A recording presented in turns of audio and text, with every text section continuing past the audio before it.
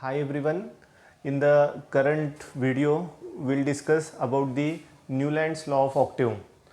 In the periodic classification of element topic, there are some earlier discoveries related to the classification of elements. Afterwards, Mendeleev's periodic table, modern periodic table is there, and finally the trends in periodic properties. This is the content of the topic periodic classification of elements.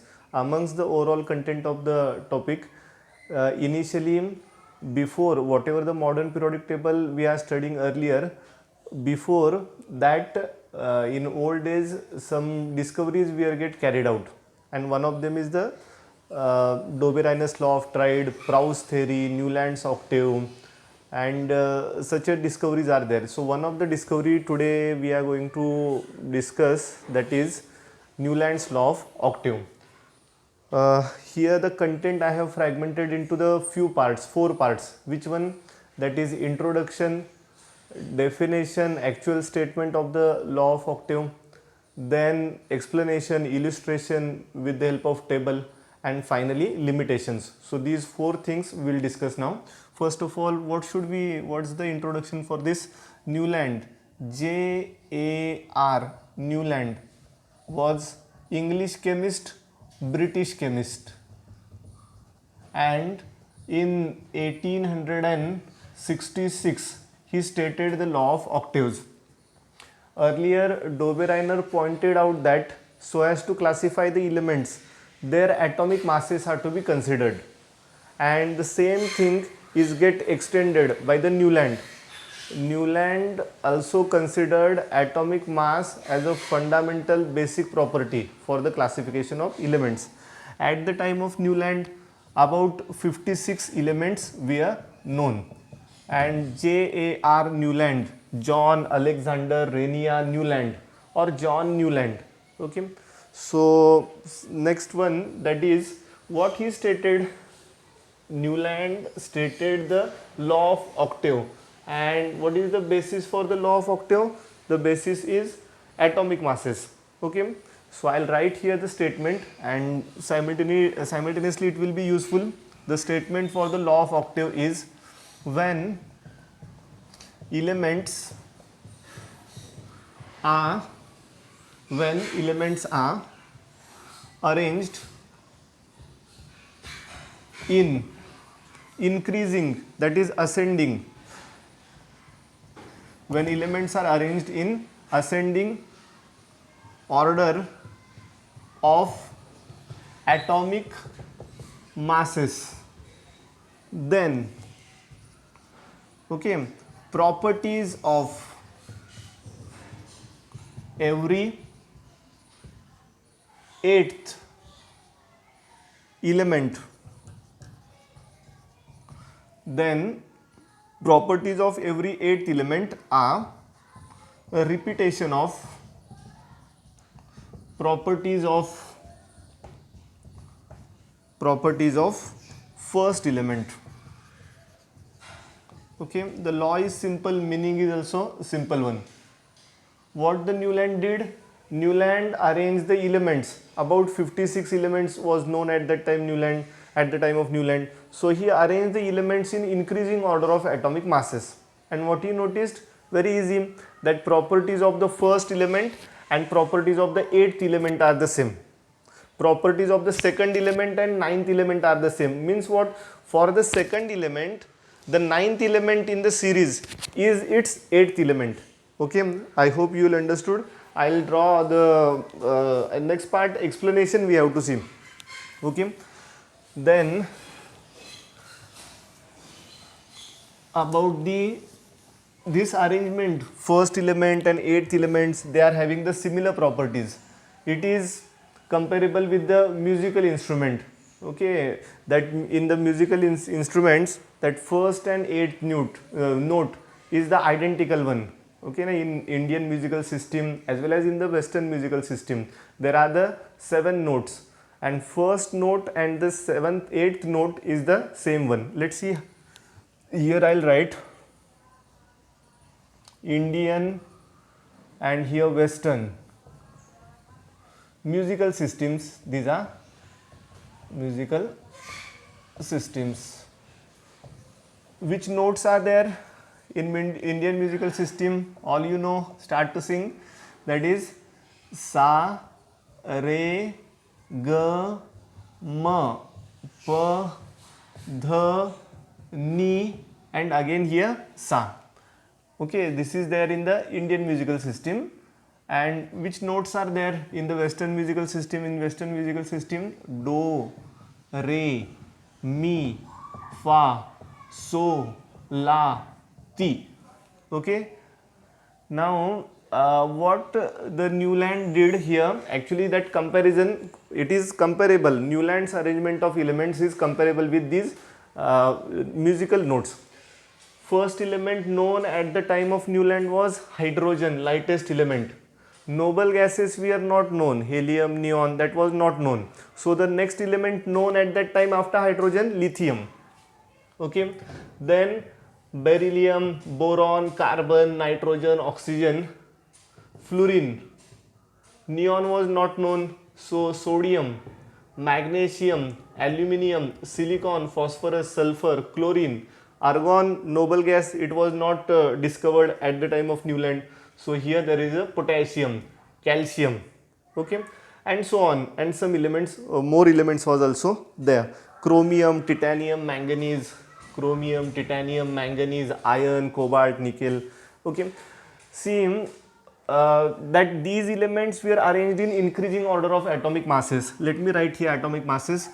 Hydrogen 1, lithium atomic mass 7, beryllium 9, boron 11, carbon 12, nitrogen 14. Okay, so you are understanding these elements are arranged as per the increasing order of the atomic masses, correct? So 28, 31, 32, chlorine 35.5, potassium 39, calcium 40, okay, chromium, iron, chromium 52, about scandium, titanium, vanadium. So nearby 52, 53 these atomic masses are there. So what's the thing? Elements were arranged in the increasing order of the atomic masses.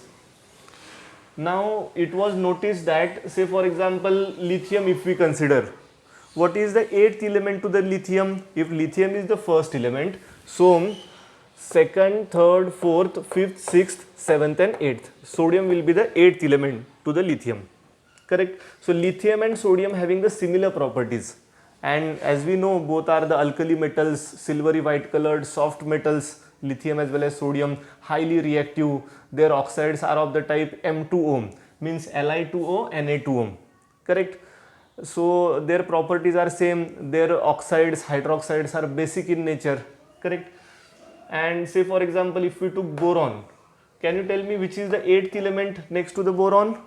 If boron is the first element, of course it's aluminium. First, second, third, fourth, fifth, sixth, seventh and eighth. Aluminium is the eighth element. So boron and aluminium both are having the similar properties. See, actually not all similar properties, but general chemical properties are similar, because as we know, boron is trivalent, aluminium is trivalent. Okay, so their oxides, chlorides, their compounds are of the same type. Same is the case for the remaining elements. Say for example, magnesium, eighth element will be the calcium. I hope you understood the idea. That is, properties of every eighth element are similar to the properties of the first element, it was stated. Now after this, and it is comparable with our notes, sa, re, ga, ma, pa, dha, ni, and after that what, those which are practicing, okay, or practiced earlier Shastriya Sangeet or any other music, so they know this one repeatedly. They say sa, re, ga, ma, pa, dha, ni, sa. So after the sa, eighth note will be again sa. After the re, eighth note will be again re. Okay, so properties of first and eighth element is the identical. Now last point, that is limitation. The limitation of the law of octave is, the first limitation is the law of octave is applicable up to calcium only. So you are seeing here, after aluminium, eighth element is which one? Chromium. But the aluminium and chromium, they are not resembling, okay, as other pairs are resembling, aluminium, chromium. Or after silicon, eighth element is which? Titanium. So I hope you understood the law of octave is applicable for the lighter elements, and up to the calcium it is applicable, not for the heavier elements iron, nickel, and no need to buy her that whole table. Okay, in the different books you will see up to calcium you do, and keep 2-3 elements more in your mind, it's enough.